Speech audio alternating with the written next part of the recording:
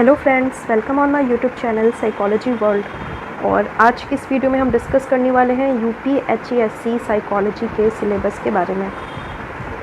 तो बहुत सारे कैंडिडेट्स की ये डिमांड थी कि यूपीएचईएससी साइकोलॉजी के सिलेबस को मैं यहाँ पे डिटेल करूँ। तो आइए वीडियो को स्टार्ट करते हैं। Let's start.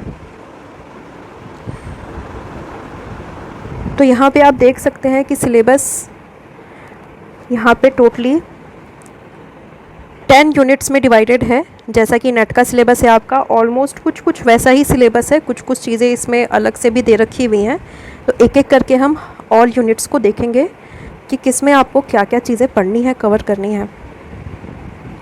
तो फर्स्ट यूनिट है foundations of psychology. Foundations of psychology में बेसिकली आपको हिस्टोरिकल रूट्स ऑफ साइकोलॉजी के बारे में पढ़ना है, schools of psychology, approaches of psychology, जिसमें कि आपको बिहेवियरिस्टिक, साइकोडायनेमिक, गेस्टाल्ट, कॉग्निटिव और ह्यूमनिस्टिक अप्रोच, ये कुछ 4-5 अप्रोचेस हैं, ये आपको पूरा कवर कर लेना है। इसके बाद में इसके मेथड्स के बारे में भी पढ़ना है, methods of psychology, experimental, correlational method, survey, longitudinal and cross sectional and case study, ये सारे मेथड्स आपको पढ़ने हैं साइकोलॉजी के। इसके बाद आपका बायोलॉजिकल बेसिस ऑफ बिहेवियर आता है और यहाँ पे आपको सेंसरी सिस्टम के बारे में पढ़ना है। इसके साथ ही general and specific sensations, receptor and process, यहाँ पे आपके सेंसरी रिसेप्टर के बारे में पढ़ना है। बेसिकली यहाँ पे आई और ईयर, इसका पूरा आपका प्रोसेस पढ़ना है, कैसे काम करना है, कौन से पार्ट के थ्रू क्या होता है। जनरली सेंसेशन के टॉपिक में ये 2 टॉपिक आपका इंपॉर्टेंट हो जाता है, आई और ईयर का टॉपिक। इसके बाद आपको न्यूरॉन्स के बारे में पढ़ना है। न्यूरॉन्स का स्ट्रक्चर क्या है, फंक्शन क्या है, टाइप्स कितने हैं, न्यूरल इम्पल्सेस कैसे काम करता है, साइनेप्टिक ट्रांसमिशंस हैं, कुछ न्यूरोट्रांसमीटर्स के बारे में भी पढ़ना है, यहाँ से भी क्वेश्चन आता है आपका। और ये यूनिट हम देख रहे हैं कि काफ़ी नंबर वाला यूनिट है, क्योंकि आप प्रीवियस ईयर क्वेश्चन पेपर को उठाकर देखेंगे तो यहाँ से काफ़ी क्वेश्चंस आपके काफ़ी टच होते हैं। और बायोलॉजिकल बेसिस एक ऐसा टॉपिक है कि अगर आप बस एक नर्वस सिस्टम को ही ले लें तो वहाँ से आपके कम से कम 20 क्वेश्चन तो बन ही जाएंगे। तो इसको अच्छे से कर लीजिएगा। और इसके बाद आगे सेंट्रल और पेरिफेरल नर्वस सिस्टम के बारे में आपको पढ़ना है, जिसमें कि इसका स्ट्रक्चर पढ़ना है, फंक्शन पढ़ना है, कौन कौन से टाइप्स हैं और उसके कौन कौन से सब टाइप्स हैं। यहाँ पे ब्रेन का पूरा फंक्शन हो जाएगा और स्पाइनल कॉर्ड का पूरा फंक्शन हो जाएगा, पेरिफेरल नर्वस सिस्टम का पूरा आपका फंक्शन हो जाएगा। तो वो पूरा आपको यहाँ पे कवर कर लेना है। इसके बाद न्यूरोफिजियोलॉजिकल मेथड्स के बारे में भी आपको पढ़ना है, जिसमें ईईजी, पीईटी, एमआरआई और एफएमआरआई, इससे रिलेटेड क्वेश्चन भी एग्ज़ाम में पूछा जाता है। और इससे रिलेटेड क्वेश्चन को लेकर लास्ट ईयर एग्ज़ाम में कंट्रोवर्सी भी हुई थी, आपको याद भी होगा। तो इन टॉपिक्स को भी अच्छे से कवर कर लीजिएगा। इसके बाद न्यूरोफिजियोलॉजिकल, न्यूरोसाइकोलॉजिकल असेसमेंट के बारे में पढ़ना है, जिसमें कि approaches and popular neurophysiological assessment batteries, Luria की बैटरी पढ़नी है यहाँ पे, एम्स न्यूरोसाइकोलॉजिकल असेसमेंट बैटरी के बारे में पढ़ना है, और endocrine system and human behaviour, hormone system के बारे में आपको पूरा यहाँ पे पढ़ जाना है। तो काफ़ी नंबर वाला यूनिट है ये, यहाँ से काफ़ी क्वेश्चंस आपके कवर हो जाएंगे। और इसके बाद आते हैं सेकेंड यूनिट में रिसर्च मेथडोलॉजी एंड स्टैट्स। तो बेसिकली यहाँ पे रिसर्च की मीनिंग, पर्पस, डायमेंशन, ये सारी चीज़ें दे रखी हुई हैं। और इसके बाद रिसर्च प्रॉब्लम क्या है, वेरिएबल्स एंड ऑपरेशनल डेफिनेशंस क्या है। डेफिनेशन भी कई बार आपका 1-2 डेफिनेशन पूछ लिया जाता है कि ये किसके द्वारा दिया गया था। तो जो भी टॉपिक पढ़ें उसका एक फेमस डेफिनेशन ज़रूर कवर करके रखिए। और इसके बाद हाइपोथेसिस है, सैम्पलिंग है, ethics in conducting and reporting research, कौन कौन से एथिक्स हमें फॉलो करने चाहिए, इन टॉपिक्स को आपको यहाँ पे कर लेना है। इसके बाद पैराडिग्म्स ऑफ रिसर्चेस और क्वांटिटेटिव क्वालिटेटिव मिक्स्ड अप्रोच को पढ़ना है। इसके बाद methods of research, observation, interview, narrative, questionnaire, field studies, experimental and quasi experimental, ये सारे टॉपिक्स आपको पढ़ लेने हैं। मतलब जो आपने नेट के लिए कवर किया था वो यहाँ पे भी आपको अप्लाई करना है। इसके बाद स्टैट्स का पार्ट स्टार्ट होता है और स्टैटिस्टिक्स इन साइकोलॉजी, इसमें measures of central tendency dispersion को पढ़ना है आपको, यानी वेरिएबिलिटी हो गया, सेंट्रल टेंडेंसी हो गई, नॉर्मल प्रोबेबिलिटी कर्व हो गया, यहाँ से भी क्वेश्चन पूछ लिया जाता है। पैरामेट्रिक और नॉन पैरामेट्रिक टेस्ट हो गए और इसके अंतर्गत आने वाले कुछ सब टेस्ट, यानी कि sign test, Wilcoxon sign rank test, Mann Whitney U test, Kruskal Wallis H test, Friedman power analysis और इफेक्ट साइज, ये सारे टॉपिक्स आपको कवर कर लेना है। यानी कि नेट का जो सिलेबस दे रखा हुआ है रिसर्च और स्टैट्स का, तो वो पूरा का पूरा ये यूनिट में आपको इसको कवर करना है। और यहाँ पे मैं बता दूँ कि UGC नेट साइकोलॉजी के लिए मैंने प्लेलिस्ट बना रखी है, प्लेलिस्ट को ओपन कर लीजिएगा। उसमें unit 2 research methodology and stats, अगर उसके ऑल वीडियोस आप देख लेते हैं, उसमें करीब 64 वीडियोस मैंने अपलोड किए हुए हैं। अगर ऑल वीडियोस आप देख लेते हैं तो ये यूनिट आपका काफ़ी अच्छे से कवर हो जाएगा। इसके अलावा मैं बता दूं कि UPHESC साइकोलॉजी के लिए क्लासेस भी अवेलेबल हैं। अगर आप इंटरेस्टेड हैं तो मुझे नीचे दिए गए नंबर पर कॉल कर सकते हैं। आगे हम देखते हैं कोरिलेशन के बारे में पढ़ना है, कोरिलेशन एंड रिग्रेशन। और कोरिलेशन में आपको basically product movement correlation, rank difference correlation, partial correlation, multiple correlation, special correlation methods के बारे में भी पढ़ना है, जिसमें biserial, point biserial, tetrachoric, phi coefficient और सिंपल लीनियर रिग्रेशन, ये चीज़ें आपको यहाँ पे कवर कर लेनी है। इसके बाद आगे देखते हैं मल्टीवेरिएट स्टैट्स के बारे में पढ़ना है, और यहाँ पे कुछ मल्टीपल और लॉजिस्टिक रिग्रेशन के बारे में पढ़ना है, यानी कि स्टैट्स का आपका काफ़ी एडवांस पार्ट यहाँ पे दे रखा है, तो उसको भी यहाँ पे आपको कवर कर लेना होगा। इसके कुछ एजुम्पशंस हो गए, स्ट्रैटेजीज़ हो गई, और इसके बाद टैबुलेशन और इंटरप्रिटेशन, इसके बारे में आपको कर लेना है। इसके बाद फैक्टर एनालिसिस के क्या क्या एजुम्पशंस होते हैं, कौन कौन से मेथड्स होते हैं, स्टेप्स कौन कौन से होते हैं, रोटेशन और इंटरप्रिटेशन, ये सारे टॉपिक्स मैंने इसके वीडियोस अपलोड किए हुए हैं। प्लेलिस्ट में जाकर के आप देख लीजिएगा, मैं डिस्क्रिप्शन में प्लेलिस्ट का लिंक अवेलेबल करवा दूँगी। और इसके बाद understanding of cluster analysis and multiple discriminant analysis, इसके बारे में आपको पढ़ लेना है। इसके बाद एक्सपेरिमेंटल डिज़ाइन, जिसमें कि एनोवा हो गया, वन वे और फैक्टोरियल हो गया, रैंडमाइज्ड ब्लॉक डिज़ाइन को पढ़ना है, रिपीटेड मेजर डिज़ाइन, माननोवा, एनकोवा और सिंगल सब्जेक्ट डिज़ाइन, ये सारे टॉपिक्स आपको यहाँ पे कवर कर लेने हैं। इसके बाद आगे देखते हैं साइकोमेट्रिक एंड साइकोलॉजिकल टेस्टिंग। तो टेस्टिंग का यूनिट यहाँ पे दे रखा है, नेट जैसा ही पूरा ये भी यूनिट आपका यहाँ पे है, और इसके भी ऑल वीडियोस मैंने ऑलरेडी अपलोडेड कर रखे हुए हैं। प्लेलिस्ट में जाकर के देख लीजिएगा, या डिस्क्रिप्शन में आपको इस यूनिट का भी मैं लिंक अवेलेबल करवा दूँगी, वहाँ से जाकर के आप ऑल वीडियोज़ को देख लीजिएगा। और यहाँ पे basically psychometric and psychological testing के बारे में पढ़ना है, classical test theory and item response theory, approaches को पढ़ना है, टेस्ट कंस्ट्रक्शन के कौन कौन से अप्रोचेस होते हैं, और रेशनल, इंपीरियल और फैक्टर एनालिटिक, इसको पढ़ लेना है। टाइप्स ऑफ साइकोलॉजिकल टेस्टिंग, कितने टाइप्स के होते हैं ये पढ़ लेना है। Test construction, how to construct a test, यहाँ पे इसमें आइटम राइटिंग और आइटम एनालिसिस का टॉपिक हो जाएगा। टेस्ट को स्टैंडर्डाइज्ड कैसे करते हैं, तो यहाँ पे रिलायबिलिटी, वैलिडिटी और नॉर्म्स, इसके कौन कौन से टाइप्स हैं, ये टॉपिक आपको कर लेना है, और यहाँ से भी क्वेश्चनिंग पूछी जाती है। इसके बाद एरियाज़ ऑफ टेस्टिंग हो गया, इंटेलिजेंस टेस्ट है, एप्टीट्यूड टेस्ट है, क्रिएटिविटी हो गया, पर्सनैलिटी हो गया, इंटरेस्ट टेस्ट है और एटीट्यूड टेस्ट है।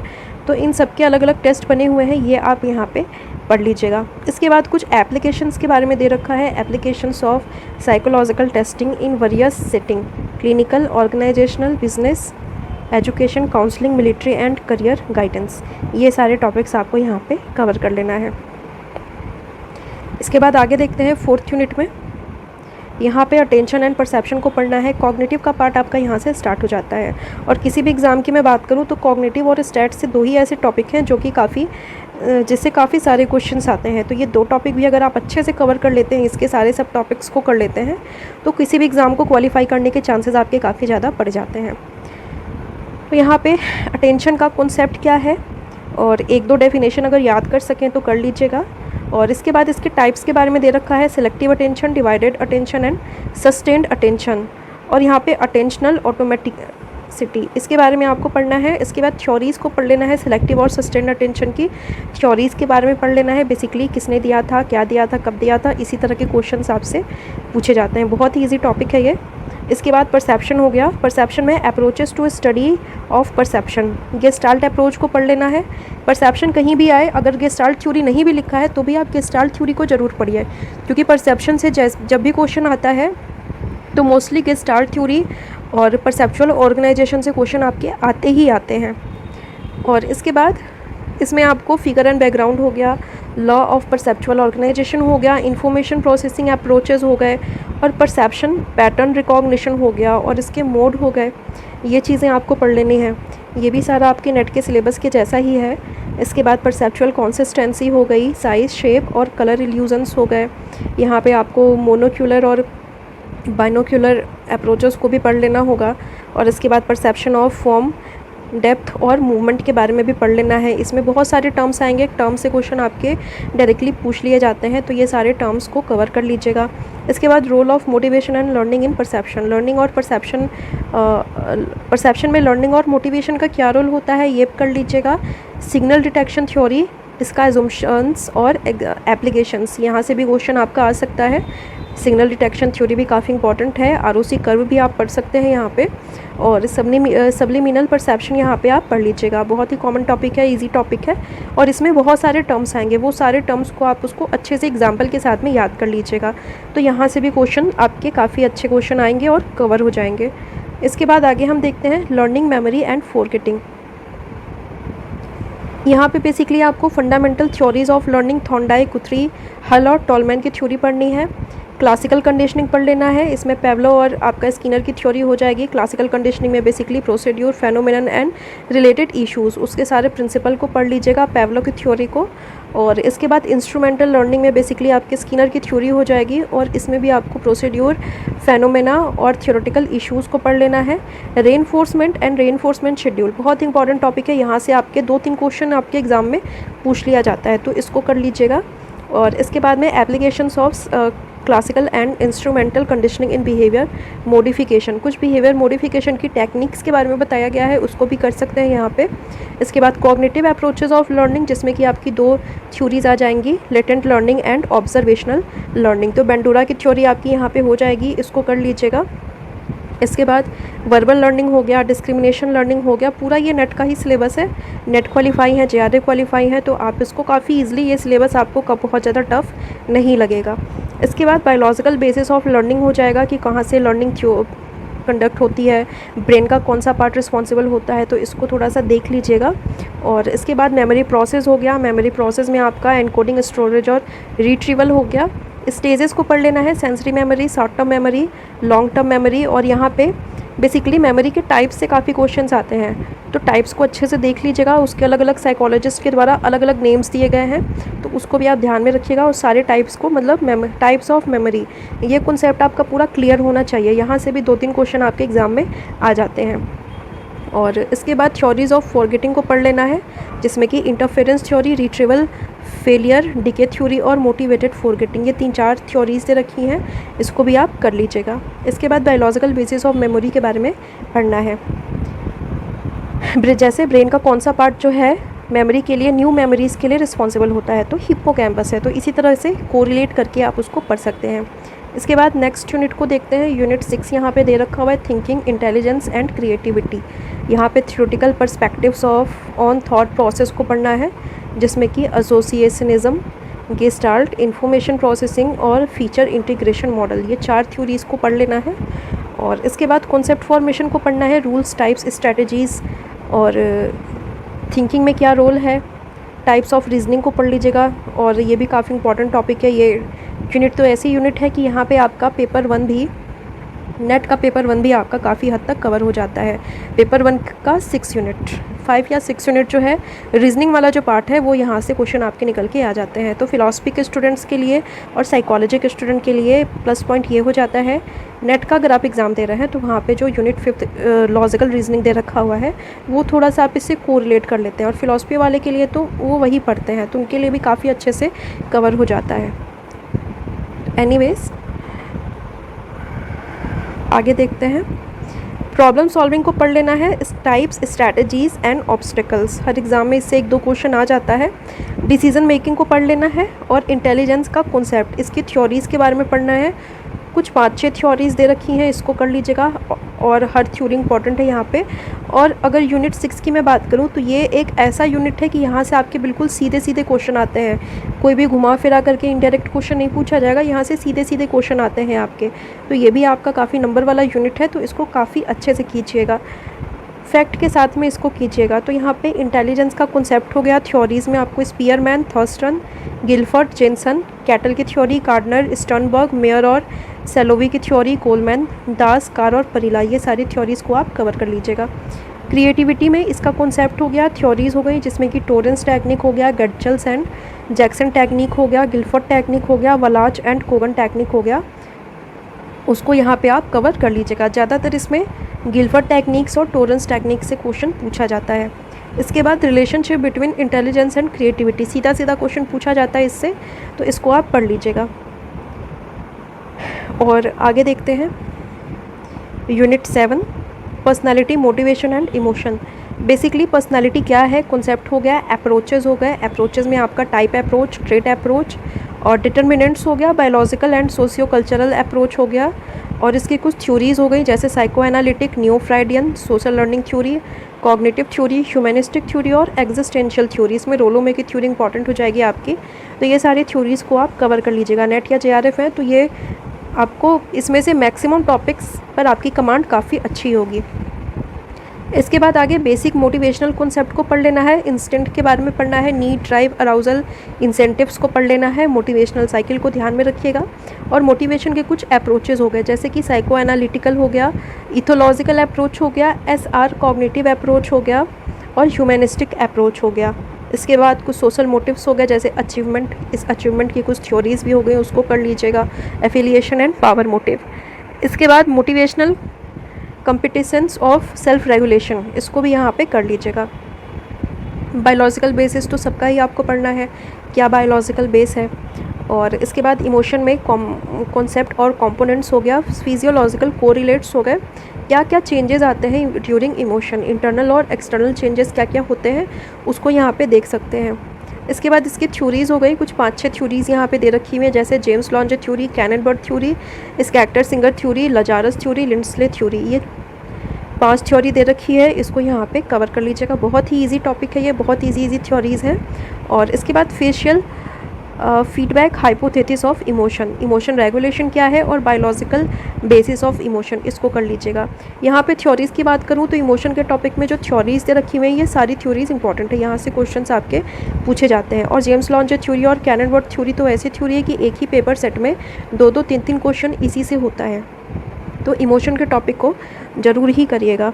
इसके बाद आगे बढ़ते हैं सोशल साइकोलॉजी की तरफ, nature, scope and history of social psychology, ये आपको कर लेना है। और traditional theoretical perspectives, field theory, cognitive dissonance और सोशियो बायोलॉजिकल साइकोडायनेमिक अप्रोचेज आपको यहाँ पे कर लेना है।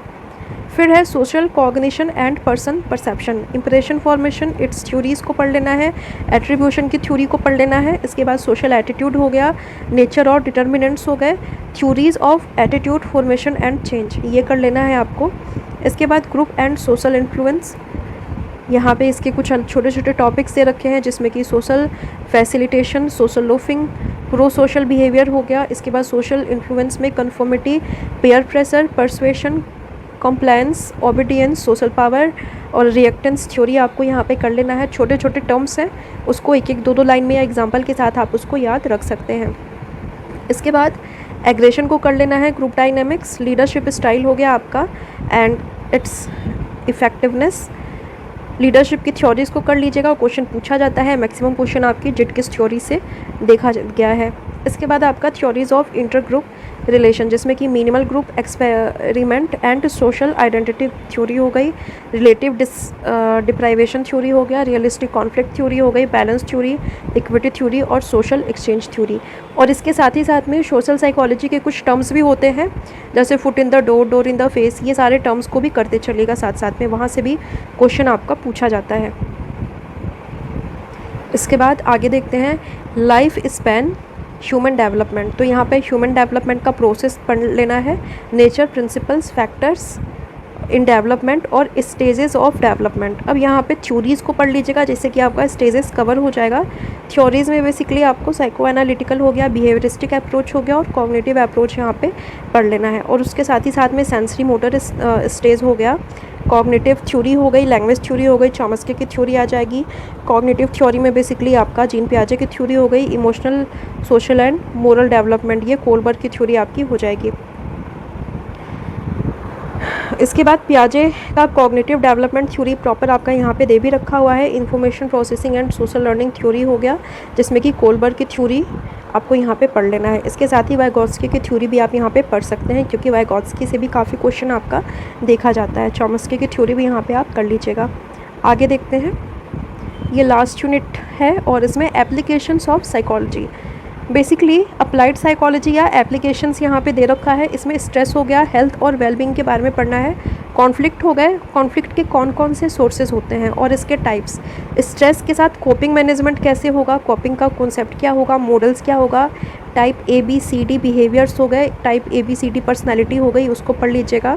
स्ट्रेस मैनेजमेंट स्ट्रेटजीज़, क्या क्या स्ट्रेटजीज़ हो सकती हैं उसके बारे में यहाँ पे दे रखा है, जैसे कि बायो फीडबैक हो गया, music therapy, breathing exercise, progressive muscular relaxation, guided imagery, ये चीज़ें हो गई। माइंडफुलनेस हो गया, मेडिटेशन, योगासन, स्ट्रेस इनोक्यूलेशन ट्रेनिंग, यहाँ पे ये सारे टॉपिक्स आपको यहाँ पे कवर कर लेना है। इसके बाद well being and self growth, types of well being, hedonic और यूडेमोनिक हो गया, इसको कर लेना है। कैरेक्टर स्ट्रेंथ हो गया, रेजिलेंस हो गया और पोस्ट ट्रॉमिक ग्रोथ, इसको कर लेना है।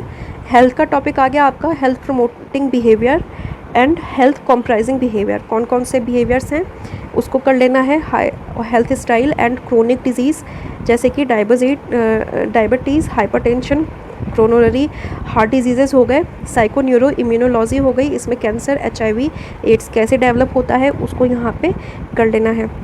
इसके बाद क्लिनिकल साइकोलॉजी, साइकोपैथोलॉजी पढ़ना है यहाँ पे, इसका कॉन्सेप्ट पढ़ना है, क्लासिफिकेशन अकॉर्डिंग टू DSM-5 कर लीजिएगा। कॉम्पिटिटिव क्वेश्चंस आते हैं काफ़ी ज़्यादा, जैसे DSM-4 TR और DSM-5 में क्या डिफरेंसेस है, और जैसा कि आपको पता होगा कि DSM-5 TR भी आ गया है, तो DSM-5 TR, DSM-4 TR, DSM-5 और DSM-5 TR, ये सब आप अच्छे से कवर कर लीजिएगा। और कौन कौन से न्यू डिजीज़ेस जोड़े गए हैं, क्या क्या डिफरेंसेस हुए हैं, यहाँ से क्वेश्चन पूछे जाते हैं। और इसके साथ ही ICD-11 है, उसका क्या क्लासिफिकेशन है वो पढ़ सकते हैं। मेंटल स्टेटस एग्जामिनेशन हो जाएगा। फिर कुछ साइकोथेरेपीज़ के बारे में दे रखा हुआ है, जैसे साइको एनालिटिक हो गया, पर्सन सेंटर्ड थ्योरी हो गई, थेरेपी हो गई, gestalt therapy, existential therapy, acceptance commitment therapy हो गई, कुछ बिहेवियरल थेरेपीज़ हो गई। इसके बाद कुछ कॉग्निटिव थेरेपीज़ हो गई, जिसमें कि आपका REBT, CBT, MBT, MBCT, play therapy, transactional analysis, group and family therapy, ये सभी थेरेपीज़ आ जाएंगी।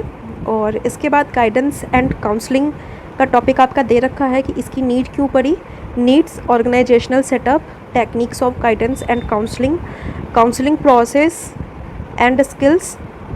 और इसके बाद आपका ऑर्गेनाइजेशनल साइकोलॉजी भी दे रखा है, तो इंडस्ट्रियल का पार्ट भी यहाँ पे आपका आएगा। तो हिस्टोरिकल डेवलपमेंट ऑफ OB, कुछ थ्योरीज़ को पढ़ सकते हैं यहाँ पे आप, जैसे वेबर, टेलर, फ्योली की थ्योरी।